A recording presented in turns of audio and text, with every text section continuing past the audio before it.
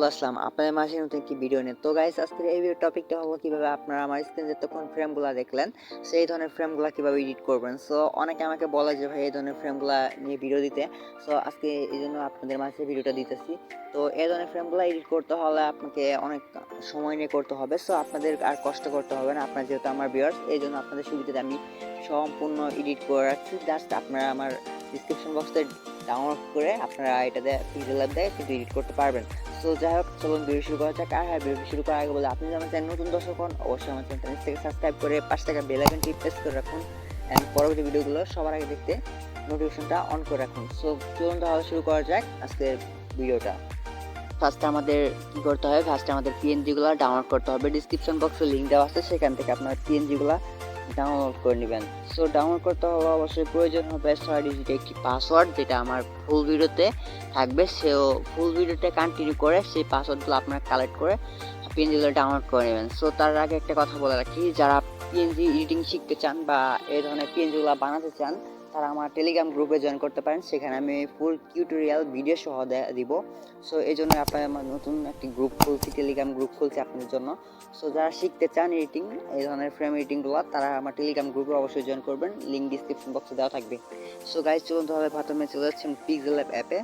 So আপনারা PixelLab অ্যাপে চলে যাবেন। তো আমার প্রো ভার্সন যার জন্য এরকম। সো আমি পিক্সেলল্যাব অ্যাপে আসছি, দেন এখান থেকে আমি সাইজটা, হ্যাঁ। সো এখান থেকে আপনি কি করেন, এই যে উপরে দেখতে পাচ্ছেন প্লাস আইকন, এই যে প্লাস আইকনে ক্লিক করবেন। তারপর আপনার এখান থেকে যে প্রম্পট গ্যালারিতে আছে এটাতে ক্লিক করলে আপনারা সরাসরি আপনাদের যে ফাইলে আপনার পিএনজিগুলো ডাউনলোড করলেন আমার ডিসক্রিপশন বক্স থেকে, সেই ফাইলে আপনাদের পিএনজিগুলো চলে যাবে, ঠিক আছে। সো এই ফাইল থেকে আপনার সেখানে চলে যাবেন। আমি জাস্ট এই ফ্রেমটা নিলাম।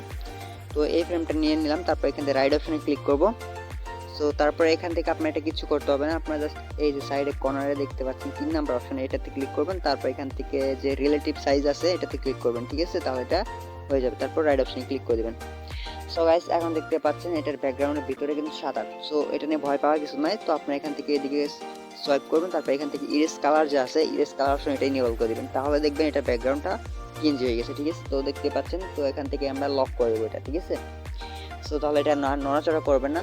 সো গাইস, এখন আমাদের একটি যে পিকটা আপনি এটাতে বসাতে যাচ্ছেন সেই পিকটা নিয়ে আসবেন। তো আবারও সেম ভাবে প্লাস আইকনে ক্লিক করবেন, দেন ফ্রম গ্যালারি থেকে আপনার যেটা মন চায়, যে পিকটা মন চায় সেটা আর কি আপনারা এখানে ইনপুট করে দেবেন। তো আমি জাস্ট একটা পিক নিয়ে আসতেছি। সো গাইস, আমি একটা পিক নিয়ে নিয়েছি, আপনারা চাইলে এটা ক্রপ করে নিতে পারেন হালকা করে। তো আমি হালকা ক্রপ করে নিতেছি, আর যদি ক্রপ নাও করেন তাহলে কোনো সমস্যা নাই। তো আমি জাস্ট ক্রপ করে নিলাম, দেন রাইট অপশনে ক্লিক করলাম। সো তারপর এটা আপনারা কী করেন, মাঝ বরাবর এনে এটাকে একটু হালকা বড় করে দিবেন। তারপর আপনার লেয়ার অপশনে ক্লিক করবেন। তারপর এই যে মাত্র যে পিকটা নিলে এটা আপনাকে এই সাইডে চাপ দিয়ে ধরবেন, নিচের দিকে টান দিবেন, তাহলে আপনার পিকটা যে ইনপুট করলেন সেটা নিচে চলে যাবে ফ্রেমে, ঠিক আছে। তাহলে এটা সুন্দর লাগবে। সো দেখতে পাচ্ছেন অনেক সুন্দর হচ্ছে কিন্তু। সো তারপর আবার এটা লক করে দিবেন, ঠিক আছে। তাহলে এটা নড়াচড়া। তারপর দেখতে পাচ্ছেন যে এই জায়গায় আপনাদের জন্য একটা ফাঁকা বক্স রাখছি, যেটাতে আপনারা আপনার নাম বা যে কোনো কিছু লিখতে পারবেন। সো আমি জাস্ট সিম্পলভাবে একটু কিছু লিখে দেখাচ্ছি আপনাদের, ঠিক আছে। তো এখান থেকে আমরা যে টেক্সট অপশনে চলে যাবো। তারপর এটা আমরা মানে যেটা মন চায় আপনারা যেটা ইচ্ছা লিখে দিবেন। সো আপনারা চাইলে একটু স্টাইল করে লিখে দিতে পারেন। তো আমি জাস্ট একটু হালকা স্টাইল করে লিখে দিতেছি, স্টাইল করে লিখে দিচ্ছি, দেখতে পাচ্ছেন, ঠিক আছে। তো আমরা এখন এটার ফন্টটা চেঞ্জ করে নেব। তো ফন্টটা চেঞ্জ করার জন্য জাস্ট এই যে ফন্টে চলে যাবো, দেন তারপর এখানে মাই ফন্টে ক্লিক করে আপনাদের মন মতো যে ফন্টটা ভালো লাগে সেটা আপনারা এখানে মানে অ্যাড করে নিতে পারেন, ঠিক আছে। তো আমি জাস্ট এই ফন্টটা ইউজ করব। তো আমি আজকে ফন্টটা ইউজ করছি, সেটা হলো লাভাসাও। তো এই ফন্টটার লিঙ্ক আপনারা ডিসক্রিপশন বক্সে পেয়ে যাবেন, ঠিক আছে। তাছাড়া আপনারা গুগল ক্রমে গিয়ে সার্চ দিলেও পেয়ে যাবেন। তো যাই হোক, আমি এটা আমার মানে পজিশন মতো এটা নিতেছি, ঠিক করে নিতেছি, কমপ্লিট। সো আপনারা কিন্তু এরকম ফটো এডিটিংগুলো চাইলে করতে পারবেন আমার টেলিগ্রাম গ্রুপে জয়েন করে। আপনারা সেখান থেকে এই ধরনের ফটো এডিটিংগুলো শিখে নিতে পারেন। সো যাই হোক, এটা সেভ করার জন্য জাস্ট আপনি কী করবেন, এখানে ক্লিক করবেন, দেন এখান থেকে সেভ অ্যাজ ইমেজে ক্লিক করে আপনার এখান থেকে যে কাস্টমার জায়গায় সিলেক্ট করে আলট্রাতে ক্লিক করে আপনার এটা সেভ টু গ্যালারিতে ক্লিক করলে কিন্তু এটা আপনার গ্যালারিতে।